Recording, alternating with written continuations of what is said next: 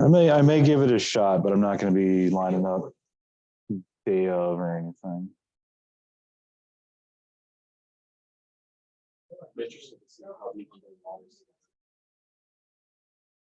Yeah. Still might go back to school.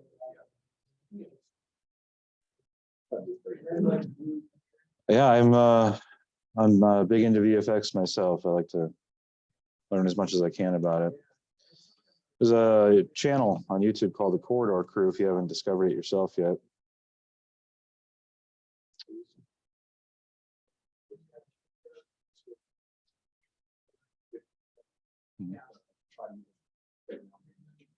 Mm-hmm.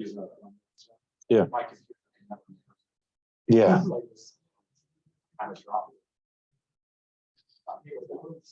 No. From what I understand, that's still part of the biggest problem is that, like, even with really nice setups, it can still take days sometimes to render scenes.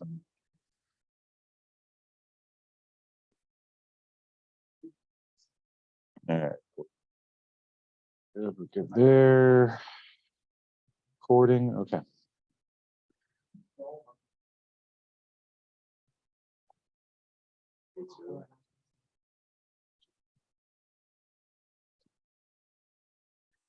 Don't tell me the cafes are closing down already.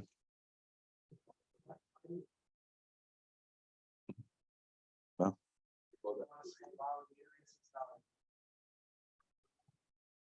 Is it really that pricey? I honestly have never gone.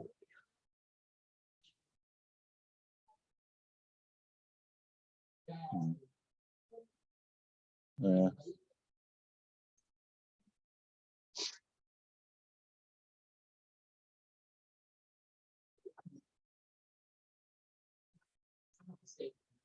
All right, state fair prices. Yeah.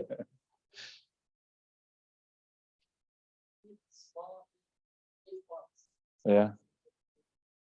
Well, a long time ago, before I was a student here, I was a custodian here, and it was so long ago that back then I used to have to mop the Taco Bell that used to be in the DUC. Yeah, exactly.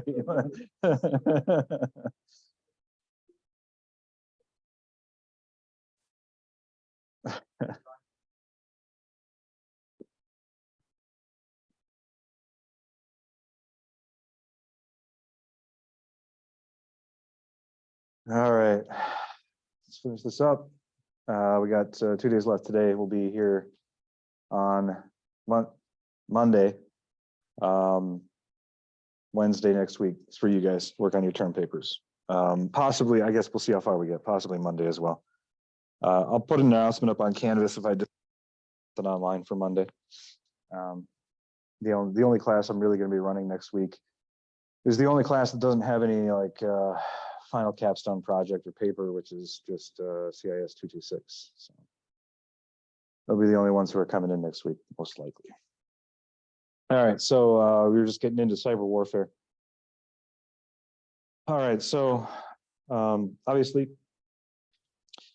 during World War II, the concept of foreign intelligence, of clandestine services was, I mean, clandestine services and information warfare and stuff. I mean, that's as old as time. I mean, if you look back to like some of our earliest records, which aren't really historical records, but more epic poems and stuff that were passed on through the ages, almost all of them contain some element in the story of information warfare of some kind or another.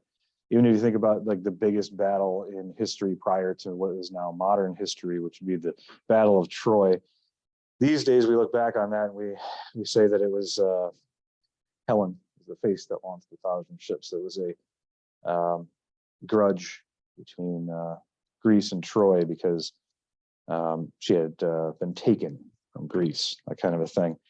And I guess in a certain romantic sense, people might be willing to believe that, but I mean, in a practical sense, you're really going to load up your entire war machine, transport it across the sea, and then wage war against a city-state simply for something like that? No. The seed of truth in that is most likely that it was basically, it's a reputational dispute, an information dispute, right? They didn't want to appear weak. The reason for that is because a lot of city-states, which were part of the hegemony at the time, relied on a large part on fear and the reputation and psychological operations in order to keep a good amount of their enemies at bay. Even the fearsome Spartans, as they were glorified in 300 and so on, which of course that's an adaptation of a graphic novel, not a historical text by any stretch of the imagination, but the story of the Battle of Thermopylae is one that is actually an historical basis. But it's stories like that and their reputations really that caused them to be the cultural hegemony in Greece for a good part of time prior to Peloponnesian Wars, their main rivals being Athens. At any rate, not important. Oh, right. No, actually, I do have one more example, in fact, which would be the Battle of Messenia. Alexander the Great found himself in a very poor tactical position. The opposition had the high ground, and as we know from watching Star Wars, that's the end of the battle right there, right? Well, no, legitimately, they had the high ground. As a matter of fact, they had all of the high ground in the area, and Alexander was forced with his back against a river in the lowlands. And basically, at any point, really, his enemies could come down and destroy him. But rather than take up defensive positions and spend all that time doing actual battle stuff that would help him win, instead, he had his soldiers take the lowlands in the field and drill. And the idea was that just merely seeing Alexander's forces swinging and moving in complete unison as a single unit was so fearsome that it demoralized his enemies and caused them to abandon their tactically advantageous positions. So information is power, and it does lead to changes. We haven't an example right now, at least not specifically, of the US changing policy because of misinformation or disinformation. But we do have plenty of examples of other types of cyber warfare having an effect on nation states, the US and others. And I suppose we could have drawn a straight line, but I guess we'll meander a little bit. If you think even to pre-battles that had, wars, conflicts, or diplomatic situations prior to the internet or even computers or anything like that, you can see how important it is to keep secrets, pass on messages, be able to conduct reconnaissance, to have information, how important that is. So all of that culminates in World War II, where suddenly we have more modern cryptographic techniques. Computers are beginning to be a thing. We understand the importance of intelligence, and particularly in clandestine services, which gives way to the Cold War, which some consider to be the heyday of espionage. That's where the 007 stuff comes from and all that. But I don't think anyone would really argue. It may not make for as exciting movies and novels, but the actual heyday of espionage has been since then, and I guess would be now. Because really, since the Cold War and since the invention of the computer, the proliferation of the personal computer, the rise of the internet and all that, really the vast majority of cyber warfare that we see, or clandestine intelligence, I should say, that we see, has been in the last 20 or 30 years or so. It's been happening all the time. It's one of those things that most people aren't aware of because it's supposed to be clandestine. That's kind of the point. But has also kind of been an open secret, right? The 2016 shadow brokers dump that we talked about was basically one clandestine intelligence service sending a message to another clandestine intelligence service: hey, we got you. We could make this worse. Do what we want, right? And that's one of those cases where it just kind of boils to the surface, and everyone else gets a peek as to what's happening this entire time. And the damage that can be done, part of the reason why this would be the heyday and not back in the Cold War era, is not only just because of the number of operations that are occurring, the amount of things that are happening, but also the damage that can be done is now far greater than ever have been before. Economic damage is a real possibility, of course, but what we're talking about here is we're talking about systems where things are linked up and everything runs off of information, right? Mussolini, when he rose to power prior to World War II in Italy, because of the economic depression that Europe was facing at the time, one of the I guess if you could say an autocratic dictator ran on a platform. I mean, technically, it was one of those democratic elections that aren't really democratic, but in any event, the platform he ran on was keeping the trains running on time, right? Because something like that, critically important for everyone, for the health of the nation, that kind of thing, and also a sign of the degradation, not necessarily lawlessness, but just general chaos of poor management, right? So information is important. Things happening on time is important. Supply lines are important, and all this basically runs off of different systems these days, and all of those systems tend to be connected. So the availability of targets has increased, and the severity of damage has increased as well. So plane crashes, I mean, if air traffic control goes down, there's going to be plane crashes, right? If there's any disruption in communication, things are going to slow down, things are going to be delayed. Lives literally depend a lot of times on systems these days. So when we left off last time, we were about to get into some economic attacks. So we're not necessarily just talking about nation states here again. This is also possible targets from a cyber terrorism perspective, whether that's a terrorist hacking collective or what we would consider to be, well, what we would have formerly considered to be, I guess, foreign terrorism, but purely online, I guess, in this case. It can be affected in a number of different ways. The CIA triad, each of those is a vector rife for potential attacks, and any one of those can have economic ramifications. I mean, a simple denial of service attack that prevents someone from being able to access records or puts a data source down for even a couple of hours, that can be very costly. It's usually not too bad for some organizations. If something happens to an edge server or something, and all of a sudden you can't access Facebook or something, that's not going to bankrupt Facebook if it's down for an hour or so. But the amount that they lose in that hour, it's more than any of us are ever going to see, most likely. But just losing access to records can be very costly. Destroying data can be very costly too. This is one of the reasons why, since 2014, so at this point in the field of cybersecurity, things have cooled down a little bit in terms of crypto variants. And I don't mean cooled down as in we see fewer of them. I mean cooled down in terms of the entire industry has stopped collectively shitting its pants over them for now, a little bit. But the real problem with them came down to the fact that they can be so pervasive that they lead to a lot of data loss. And a lot of data loss is a lot of money lost, a lot of time lost. Basically, everything stops, and it's not even losing information. It doesn't even have to be stolen. It's not a transfer of money.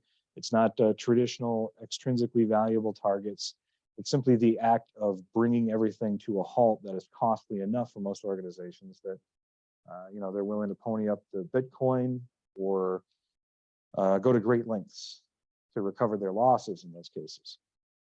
Which, by the way, one of the things, since we're pretty soon going to be talking about the things we're going to have to worry about in the short and long-term future, one of the things that we're going to have to worry about in the short and long-term future is coming legislation.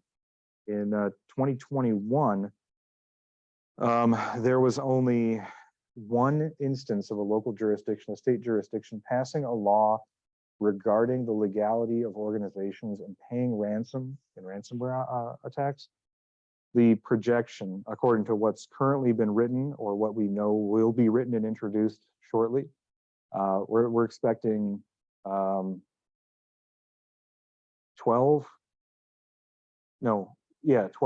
states by 2025 to have that legislation introduced or passed, with 3 more by 2026. And we're expected to be at 25, half of all states in the union, at least as we currently, unless we induct Puerto Rico and DC, by 2030. So this is something that has a lot of steam, it seems anyway, in legislative circles. I don't hear a lot of people talking about it in the industry. Probably ought to be. It's going to be a regulatory concern down the line that's going to change quite a bit about our ability to react or the options that we have in those types of scenarios. So I can give you an example on this. One's going to be from real life here.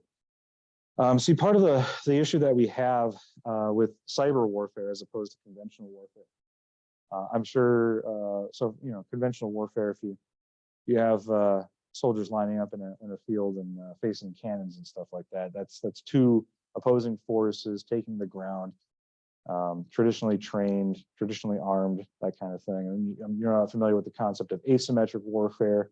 So when there is no field, we're talking guerrilla warfare,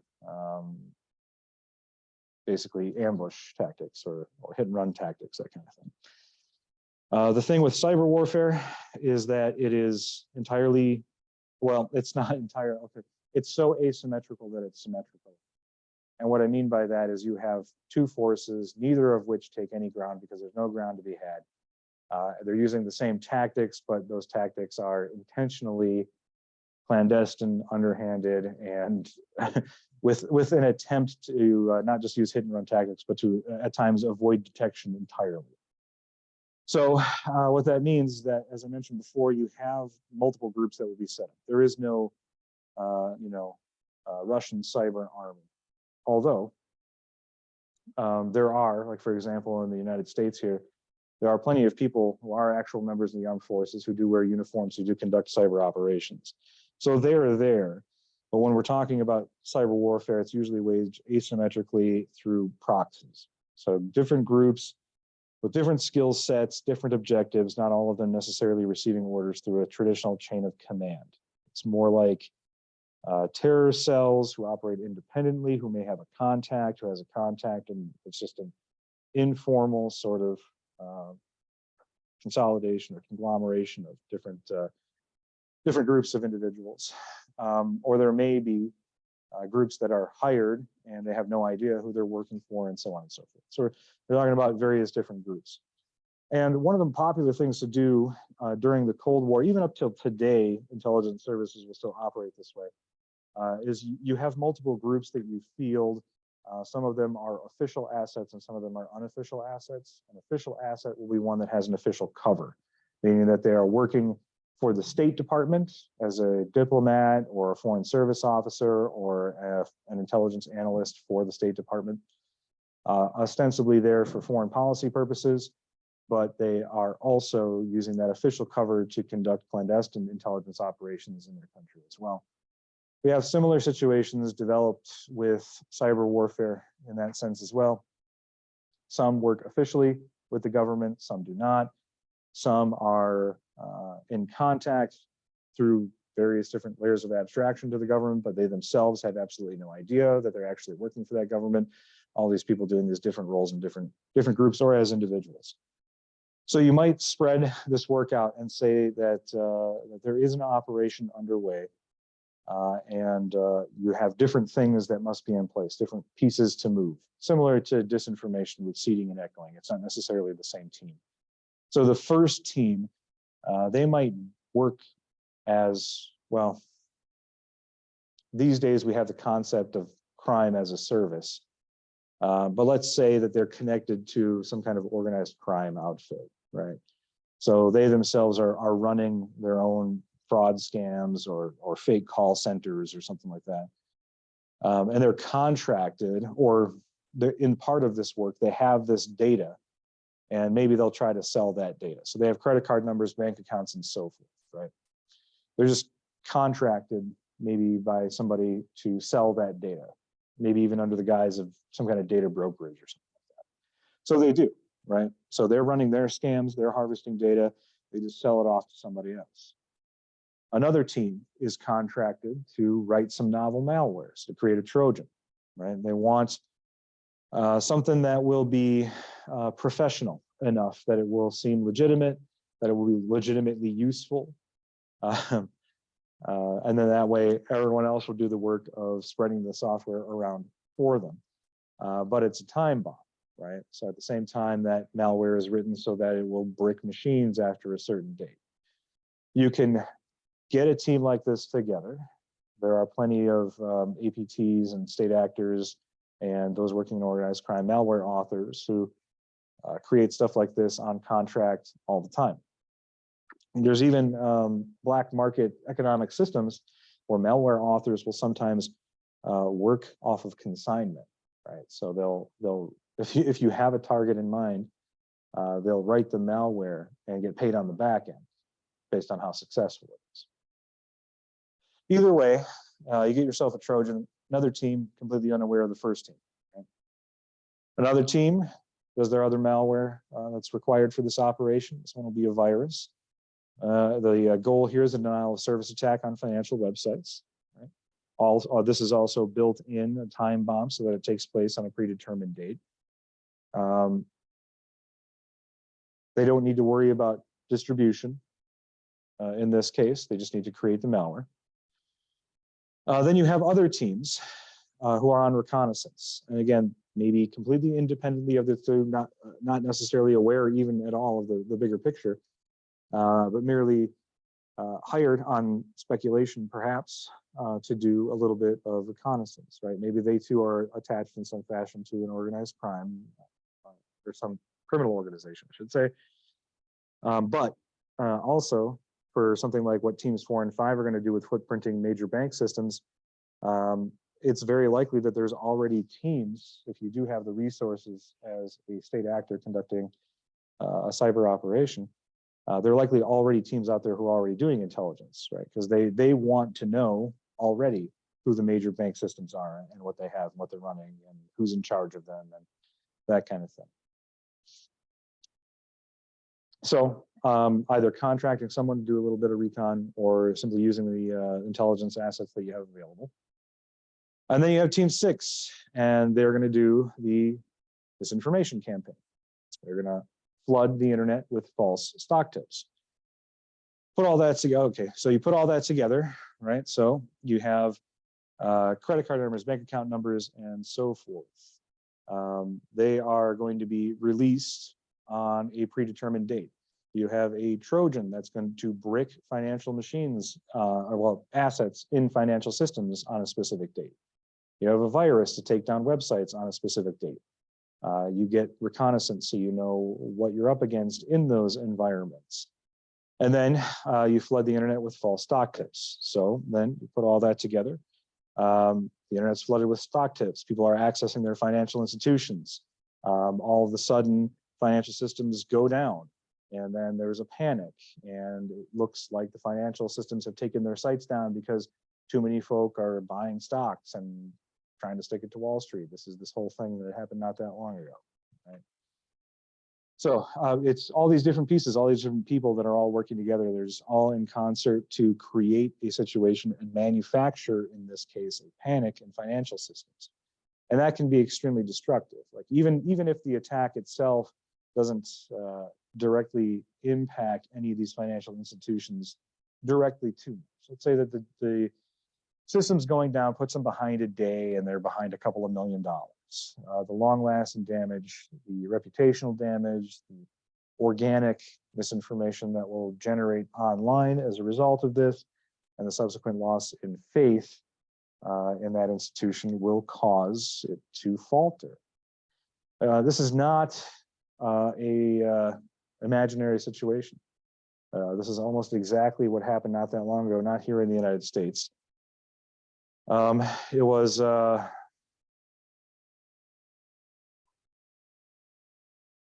Germany. South Korea. That's what it was. So this isn't something that North Korea had done on financial institutions in South Korea. There was one in particular. I don't remember the name of the institution though. Damn it. Anyway, yeah, this happened to several financial institutions in South Korea, but it hit one of them worse than the others. They were down a little while longer, but really the problem was that for some reason, I don't remember if they released a statement that didn't quite answer or address everything. But at any rate, even after they recovered, they limped along for another couple of months trying to get their operations back up. But at the end of the day, they just kind of closed their doors. That institution was just done. It was just gone. And of course, cyber operations affect military operations all the time as well. Ever since the beginning of the internet, when these systems were first linked up to everything else, hacking into systems for the DoD, CIA, or NSA, we're always high on the list for, well, I guess the irony of it all more than anything else. I won't even say it was necessarily even reputationally really that strong. But just the irony of being able to get into these systems was not lost on early hackers. So they were frequently targeted.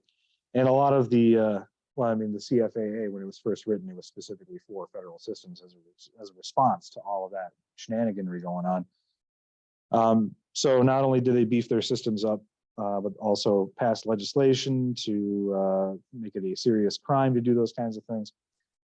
Besides, at the end of the day, other than the r/master hacker, I'm in the Gibson stuff, it kind of also became more trouble than it was worth for those systems, because the thing is that military operations don't always take place only on these secure systems from these three-letter organizations. Lower level security systems protect logistics programs, which are just as important to military operations often, most of the time.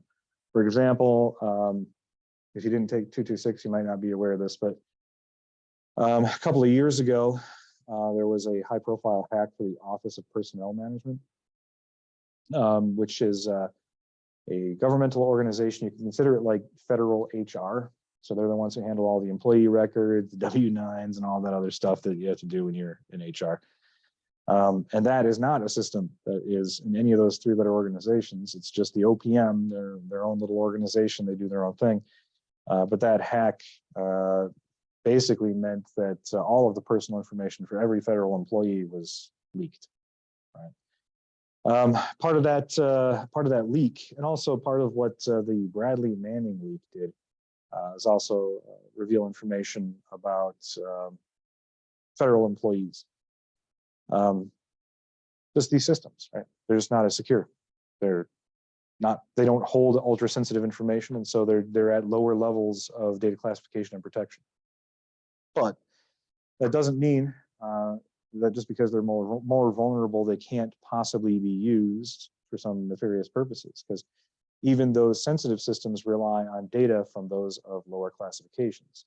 So for example, if you have a couple of groups and you manage to put the information together, you find out that there's a bunch of C-141s that are being routed to a certain base, that food for 5,000 is due for delivery to that base, that 2 brigades had leaves canceled, and you can social engineer your way to reveal the size and time of a specific deployment. You have some information, number one, of the strength of force in a certain base, and a potential attack is incoming, right? Nobody's going anywhere. They need all hands on deck for some reason. And if you're able to get into those lower level systems, the ones that are less well protected than those of the DoD, CIA, NSA, and so on, you can do simple things that might endanger the entire operation, right? Like changing the destination of the food and weapon deliveries. C-141s, they will deploy only half full, and that will be a problem. You've got all of the soldiers there with canceled leave. They don't have any food or ammunition, right? So yeah, security is not just for those high security systems. It's got to be the entire low priority layer as well. I should also note too, that a lot of civilian systems are necessary for military operations as well. Military contractors have become extremely common. I mean, right now over in Ukraine, for example, Putin waging that war is doing so with, state forces. The Russian army is there in some capacity, but the majority of the work is actually being done through military contractors. It's part of the problem, from what I hear, he's having is with keeping them in line. Well, the United States obviously does that too, right? If you attack Lockheed Martin, for example, one of their systems, I mean, you might find, number one, that they have better security than the federal government. That's a possibility, but any way that you could get into their systems, reroute the delivery of even basic components or something like that, that can put military operations behind, because Lockheed Martin makes the planes and missiles and whatnot that is necessary for those operations. So you can deny those assets, basically. And as a matter of fact, while obviously messing with federal systems and disrupting military operations like that is scary, the vast majority of the targets for cyber warfare are not target systems of antagonist nations. The majority of targets in cyber warfare are private enterprise. It's not just military contractors, it's not just Lockheed Martin or Colt or any of those other systems. A lot of targets of cyber operations are security companies or tech companies, right? Microsoft and Google and Palo Alto, Juniper, all the big names out there. So we see it all over the place. It's not just with federal systems. We also have another problem here with cyber warfare, which is that, as we talked about before, the disparity in both victims and offenders in computer crimes means that, yeah, we are definitely worried about highly skilled, well-funded, advanced persistent threat groups out there. But we also are very worried about ad hoc hacker collectives who decide they want to do something just for lulz, right? That's a potential danger. Or a single individual who is really lucky or isn't necessarily particularly proficient, but does have skills. We watched that Real Hackers video not that long ago, where if somebody's going to get into an industrial control system or if somebody's going to get into a nuclear power plant, yeah, we are scared that somebody who is knowledgeable and skilled will get into a power plant system or something like that. But we are more scared that somebody who doesn't know what they're doing will get into it even more. Because somebody who is skilled and knowledgeable, they at least, well, other than being more rare, of course, they at least will be precise in what they do. If they turn something they shouldn't off, then at least they do so with full knowledge beforehand. Whereas somebody who's, you know, some 13-year-old kid or something who makes this big dumb mistake and just kind of bull in a china shops their way through a system, that's much worse. The potential damage there anyway is much worse. Reversing the damage is also much harder. So yeah, it's really easy to do these attacks too. And it doesn't necessarily require the go-ahead from anyone either. Around 2010 to 2015 or so, there was suspicions in the industry, and this was the time, by the way. I know we talked about the timeline of cyber attacks earlier this semester. I'm not going to rehash it, but this is the time, if you recall, when these ad hoc collectives seemed to be really common. I mean, not only did we have a lot of attacks from Anonymous, but we also had like lulzsec and a bunch of other groups and stuff. So there was a time when it seemed like these kinds of attacks were really possible, really pervasive, and none of them require necessarily any official go-ahead to proceed, right? So let's say, I mean, we know now that the Sony hack in 2014 was perpetrated by North Korean advanced persistent threat groups, and most likely with official go-ahead from the regime. But what if there was a group of people in that country who heard about the interview and they said, this puts our leader in a bad light, and then took it upon themselves to do the attack anyway, right? The outcome is basically the same, except it's harder to blame, and it's not as if North Korea is going to extradite any of them anyway. So it's kind of, these attacks are with impunity, essentially, completely immune from any potential ramifications. Also, there's another concern here too. Even with low effort attacks, just the fact that there are so many of them, and that even the low effort, low tier attacks require IT personnel in order to mop up the mess or respond and that kind of thing. That's a kind of denial of service attack in and of itself. You're wasting time, you're wasting energy, you're wasting effort, and at the end of the day, you're still taking resources away from the organization. So that's a major problem.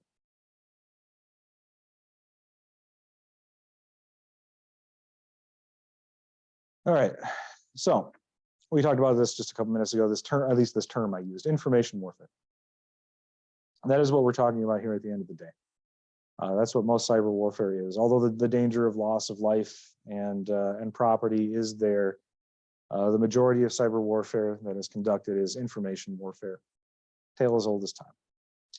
What information warfare is, again, is any attempt to manipulate information in pursuit of a military or political goal. So while not all misinformation and disinformation is information warfare, that is a particularly common tactic for information warfare. There's a couple of other tactics as well, some that we touched on before. For example, propaganda is a type of information warfare. Propaganda is misinformation, disinformation. It could necessarily possibly be malinformation, or it might be truth, but it's basically any information which supports a political agenda, whether it's true or not. We consider it all propaganda. And that requires, of course, information sharing networks in order to share that propaganda.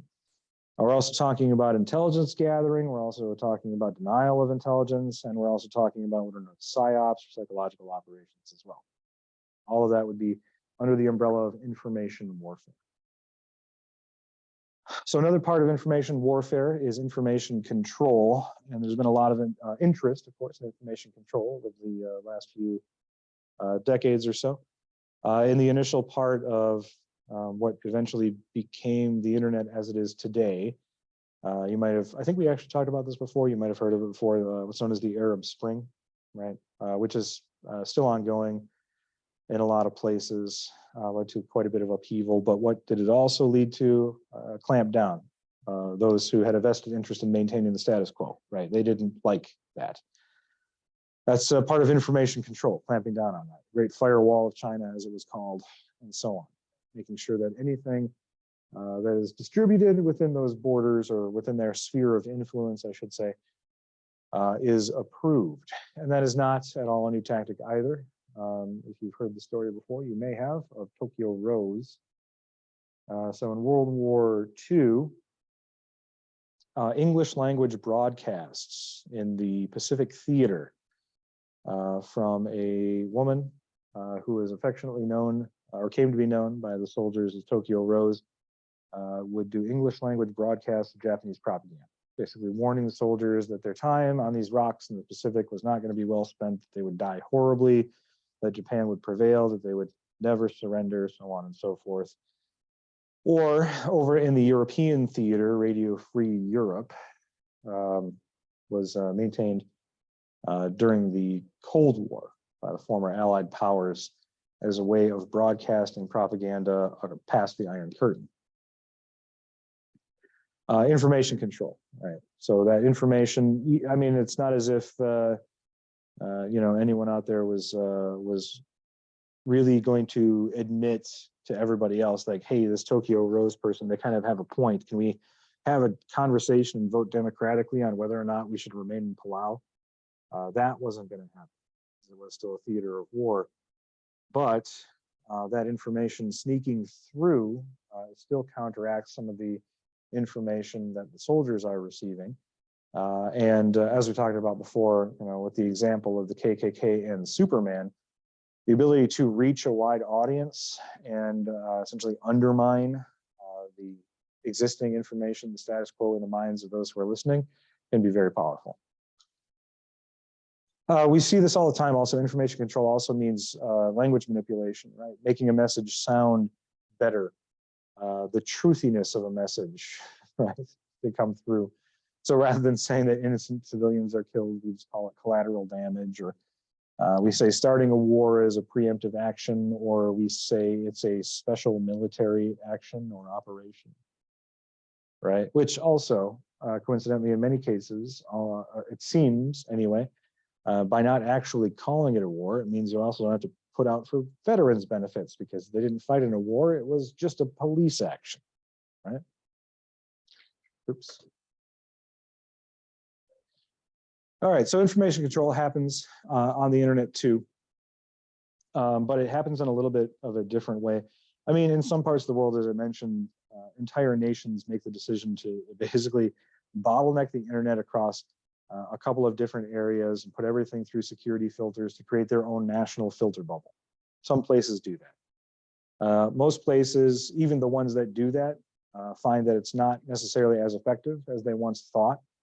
And that's okay, because one of the main ways that we do information control on the internet is by posting ourselves, right? Drowning out messages, using misinformation, disinformation, manipulating algorithms, that kind of thing. All of that is much more effective on the internet than just restricting access to certain information. Sometimes the best ways to go about that, for example, would be poisoning the well with search results. So replacing top search results, making sure that if anybody searches anything, they get something else back. I don't know, in my experience with accidentally using Bing all the time here on campus, I can tell you, yeah, what you know and what you find depends a lot on the results that you get in the search engine. Posting directly to discussion groups and bulletin boards, right? And doing that seeding and echoing we were just talking about. Yeah. Propaganda is also a form of information control. Information control and manipulation are exactly the same thing, basically. As I mentioned, propaganda just tends to be, well, it's often a misused word, but it tends to be more specifically tailored and overt in a lot of cases. All right, so we know mostly how information warfare is done because of those Snowden leaks we talked about before. What we didn't talk about when we talked about them last time is specifically, other than, of course, the unconstitutional spying, domestic spying on US citizens. Other than that, what else did they say? Because there was a lot of documents, and there was actually a lot of emails between military contractors, between members of the military themselves, between foreign dignitaries in the United States. There's a lot of stuff in there. What else did it show? Well, it showed how we use information warfare in various different ways. And it's not always just for propaganda. It's not always just to sway public opinion. As it turned out, a lot of times the US and our allies, and everyone else is doing this as well. I don't want to make it seem as if it's just us. Everyone else is doing this as well. It's what is actually secret is always unknown, right? Whenever, let's say, the Secretary of State meets a prime minister from another nation, they're doing so as potential allies or potential antagonists, but always with the intention of discussing issues and finding a path forward, meeting different national objectives, and so on, whatever those happen to be. They both meet knowing a great deal more, they assume, about their situation than the opponent's situation. But as it turns out, when these dignitaries, for example, would meet, they would know just about everything, right? There are no actual secrets. There's just things that you're allowed to say that you know, and things that you ought not say that you know, but you know both in every case. So as it turns out, through some of those communications we found in the Snowden leak, we use information warfare all the time, not just for things like gaining tactical advantage against antagonist nations, making sure that Poland has, cruise missile interceptors, because we know that Russia has ICBMs that are stationed nearby or something like that. That would be an example of using information to have a sound tactical position or strategic position. But as it turns out, we also use information warfare all the time in order to gain upper hands in negotiations, right? To let it slip to Queen Lizzie, R.I.P., that we know that she happens to be a fan of a certain chocolate flan, and that somehow gets us an advantage in negotiations. That's not an actual example. I'm just whatever. Also, it turns out we would know things in advance and then intentionally not disclose them, and then use our diplomatic contacts through the United Nations or directly with other nations to question them about certain things, just to gauge whether or not they were being straight up with us or not. There was an example of this during the Trump presidency, the infamous call to Ukraine and all of that, the quid pro quo. There was a whole congressional hearing on and an impeachment hearing on top of that. That's an example of that. That's the president isn't normally the person who does those kinds of things. We have a foreign policy division in our, our executive branch, but there's also nothing that says that the president can't be the person who does those kinds of things. But it seemed trying to use not only the withholding of the foreign aid, but if I remember correctly, as part of that call, there was also a request for an investigation. But of course, that request for an investigation most likely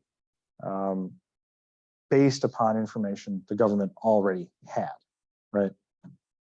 We also use it all the time, information warfare, to guide policy, to determine whether or not we ought to pass certain laws domestically, whether or not we ought to push for certain agendas internationally.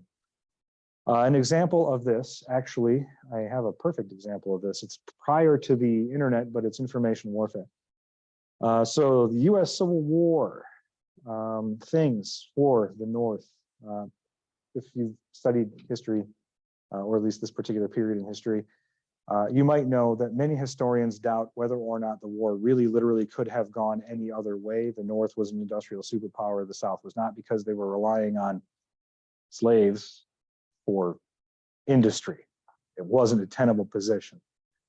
But truthfully, no matter how you cut it, the North made a lot of missteps in the beginning, because a lot of Lincoln's military advisors, the Joint Chiefs of Staff at the time, were really loath to go to war against other Americans and wage it in a way that they would against other enemies, I guess, let's say.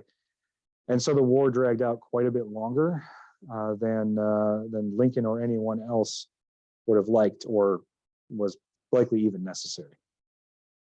And the whole time, there were abolitionists in the United States like John Brown and even some in Lincoln's cabinet that basically said, we need to make this specifically about ending slavery. This is what we need to make this about. And Lincoln wanted to hold off because he was still, until the bitter end, he wanted to leave reconciliation open as a possibility. And that happened for a while, until about 1862 or so. And then something happened which would or could have tipped the scales of balance in the war. As I mentioned, the South was kind of doomed to fail from the very beginning. What the South needed was a very quick end to the war, one which allowed them to save at least most of their territory, but retain rather their independence after secession. That wasn't possible unless it was a quick war and the North eventually just kind of gave up. Of course, the North was not Lincoln, a house divided against itself cannot stand, all that kind of stuff. Was not really willing to let that happen. And so a prolonged war only benefited the North in terms of their eventual victory. I mean, it benefited no one in terms of deaths, but whatever. All right, something happened or could have happened that would have changed all of that, and that is outside support for the South. And the South, of course, produced a lot of textiles which a lot of the old world nations really liked and needed, and they really liked getting a deal. Whereas, for example, Britain and France abolished slavery in their own nations years and years before this, they were more than happy to get that Walmart deal on some Southern cotton, right? They didn't really care so much where it came from. But what happened in an information warfare sense is, knowing through his diplomatic ties, his foreign policy advisors, Lincoln was warned that this was about to happen. Pretty soon, Britain and France, or maybe others even, would begin to openly support the South, right? Begin to openly support them both monetarily, not necessarily militarily, but openly in front of the international community, right? And so it was at that time when Lincoln did step out and say that this is about freedom, this is about liberty, this is about realizing the ideals upon which this country was founded, and all of that. And the following of the delivery of the famous address, where that was finally mentioned, the Emancipation Proclamation, suddenly Britain and the other old world powers found themselves in a position where, if they were to come forward in open support of the South, they would be doing so coming out in open support of slavery, which doesn't look good for anybody.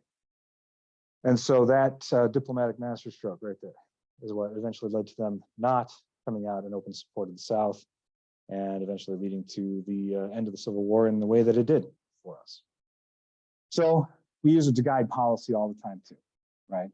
It's not just about having the information, it's also about effectively using it, but it's one of the reasons why we do it.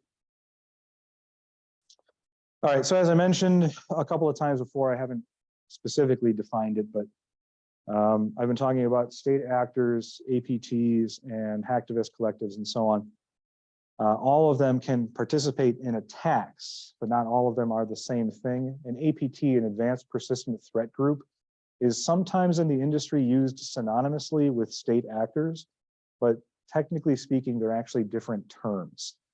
A state actor is one that is officially part of, I mean, they might be doing cyber operations, but they are officially part of a regular army, a nation's regular army. They're part of a military branch. There's some examples of that. So our state actors against other state actors, that happens all the time, but we see less of it in the news unless it leaks out, like Stuxnet and GhostNet, for example. Two examples which we now know were state actors against state actors. Stuxnet was Israel, the US, against Iran, trying to foil their nuclear refinement facilities, which they said was for the purposes of generation of energy, which is not against any international treaties, but which many in the foreign community thought was for the refinement of uranium for nuclear weapons, which is against international treaty. But since they weren't technically breaking any laws, there was really nothing officially that could be done in international courts or through other diplomatic purposes. Not enough international support because, of course, we want developing nations to have access to energy. It's just that Israel and the US didn't want Iran to have that because they believed, again, for nuclear weapons. So Stuxnet was the result. And sometimes state actors will engage with semi-state actors. Semi-state actors are your APTs, your Advanced Persistent Threat Groups. They're attached to official groups. They might receive some support. They might receive a lot of support directly from a government. They might receive orders directly from, but they themselves are not part, they're irregulars, as they would be known on a conventional battlefield, right? They're the militia, right? Sometimes, you know, they'll be able to go up to the regular army and they'll give them a gun and some ammunition and point them at the enemy, but they don't actually receive any direct orders, not part of the regular chain of command. They're like militia members, right? And we see a lot of activity from them. There's a lot of news about them in the cybersecurity community. You see a lot of news about them in the traditional news sometimes too. And that's because when they take action, most of the really big noisy attacks are going to be through APTs rather than through official state actors because plausible deniability, right? We talked about the Equation Group, how the NSA basically moved their part of their tailored access operations group into this semi-state APT for the United States because they can get away with it. It's just like why Putin hires, well, I mean, Putin hired contractors for Ukraine because no one else wants to fucking go. But why? Well, our own war in Iraq and Afghanistan. We use black water all the time too, right? Military contractors, militia members. What's the word? Come on, mercenaries. Mercenaries. Here we go. We finally got it. Hiring mercenaries, right? And it's also another reason why nation states will use APTs is also like military mercenaries. Not only is there plausible deniability about their actions, but if there is something that happens, like for example, the China attack against Google and Lockheed Martin, which we did talk about earlier this year, something like that does happen, dissolve the group, reform under a new name, maybe break people up. It's just easy to shuffle people around, right? And then you have your non-state actors, those which might attack actual nation states or official actors or something like that, because simply they can, people can decide to get together and do what they want, right? The North Korea Sony Pictures attack now, although the chart says it's a non-state actor, now we believe that it was at least an APT. We didn't at first because according to North Korea, they had no idea. It was just some motivated citizens who really didn't want Sony to release this movie, right? But that's probably bull, we know now. So those three groups, they attack state actors, attack state actors. State actors attack APTs, state actors attack hacktivist collectives. They all attack each other. And there's examples pretty much all over the board. I didn't have any specific examples for state, APT versus APT, but it happens. I just don't have any specific examples right now. Yeah. All right, so a couple minutes, I guess, real quick. Let's talk about some of the ways that we deal with misinformation and disinformation these days. I'm going to do this quick because this is going to involve something called stylometry. We kind of cover a little bit better in digital forensics, although not as much time as I would like. So just real quick, basically, right now, what we're trying to do with combating misinformation and disinformation online, purely from the perspective of identifying these groups, even if they do break up and reform under different names, is through the language that they're using. So it's data analytical techniques, using phraseology, rhetorical data structures, and so on. It's called stylometry. That's what we're talking about. So it's a two-part process. It goes into the threat intelligence and modeling for these groups for cyber warfare purposes.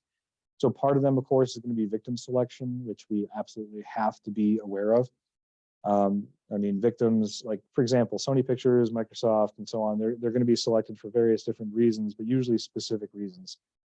These groups don't basically go after just random low-hanging fruit. They're not looking for any John or Joe that's out there that has himself a Bank of America account or something like that, right? Victim selection like that essentially would discount an APT or state actors entirely.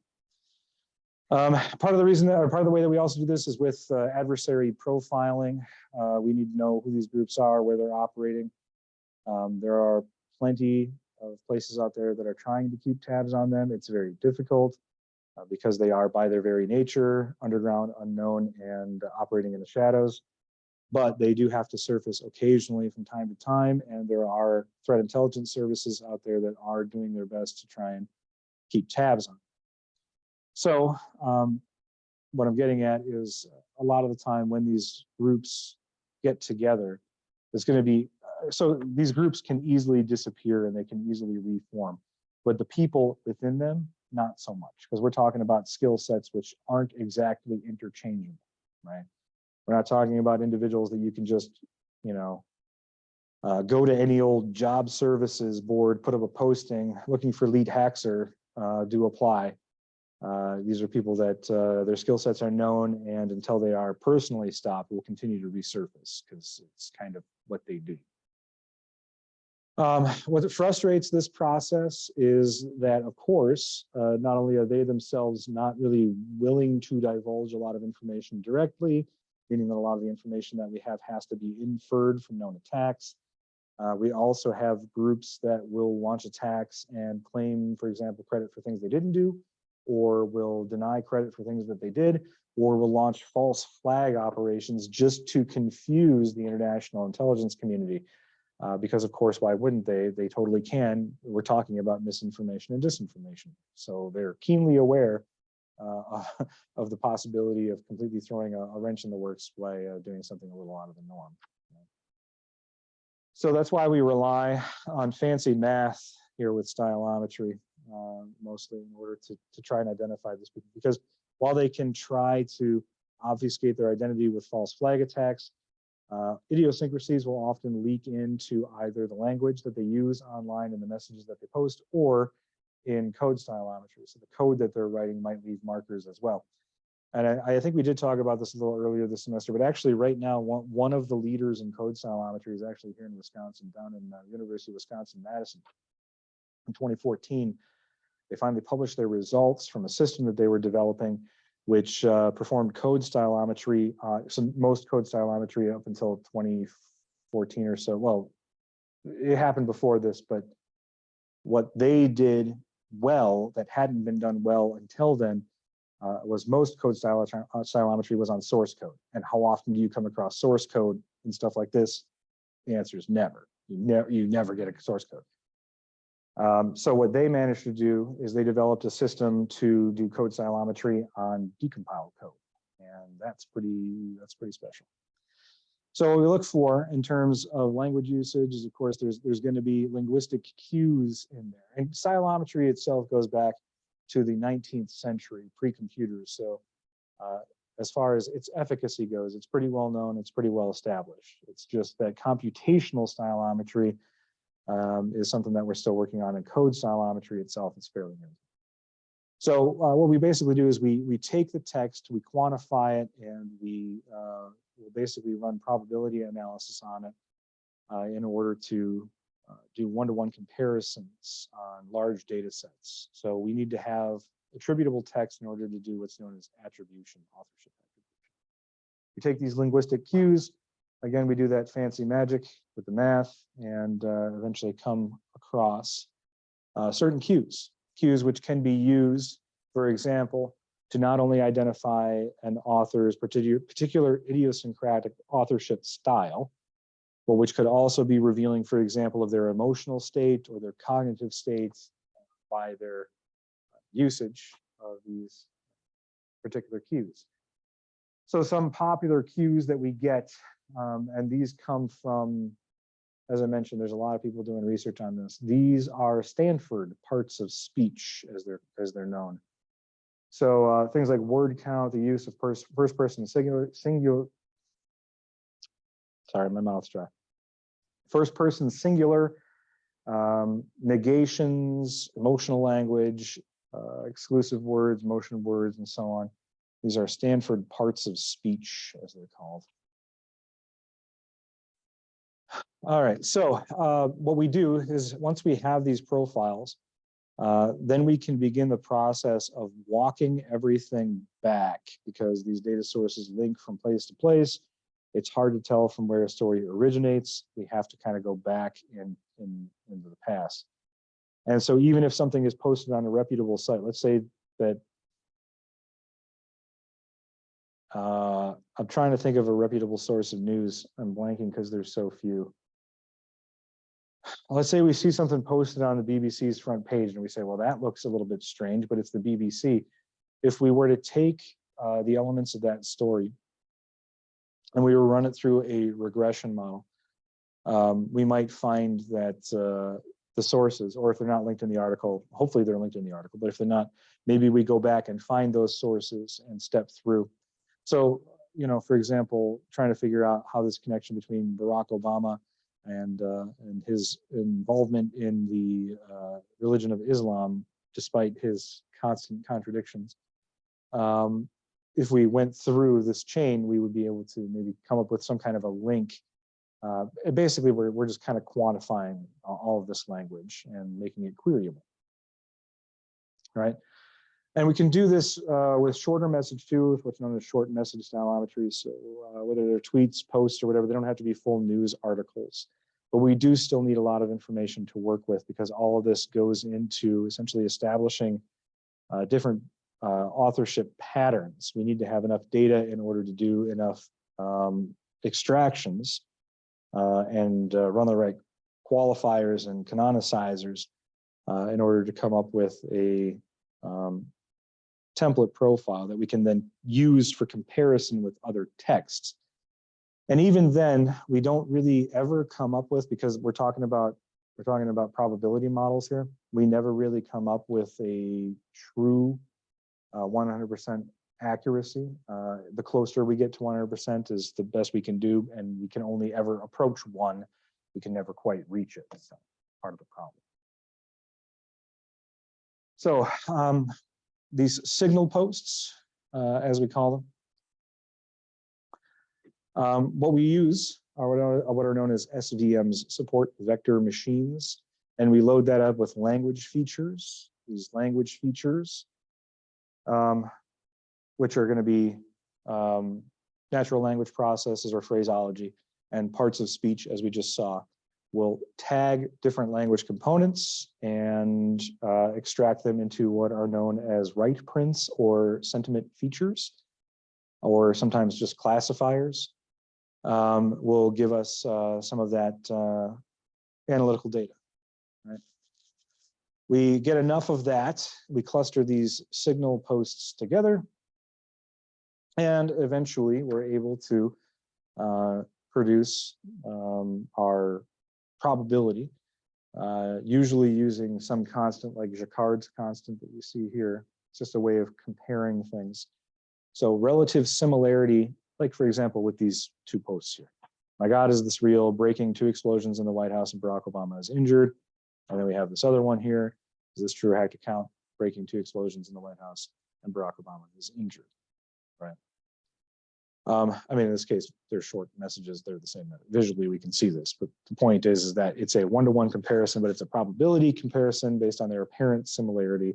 So with Jacquard's similarity and the information that we have here, and if we have multiple text or a longer text, maybe we get like, if it's not at all similar, maybe we get like, well, a 0.5 in this case would be pure chance. Like flip a coin, it's just as likely to be one as the other.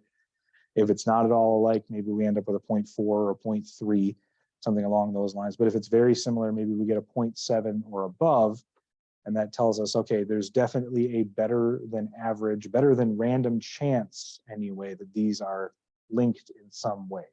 The same author in whole or the same author in part, in the case of multiple authors. We also can use this to identify things like fake accounts and bots, of course, because once an authorship profile is established, we can see it whether or not the authorship is done in person or via script. We can see if they switch accounts and those kinds of things. And yeah, oh, all right, yeah. Because I was about to say we're about out of time. I got to hurry. All right, then that is it. I will put on Canvas if we're going to meet virtually on Monday or in person. I would count on meeting virtually, but I will post something on Monday.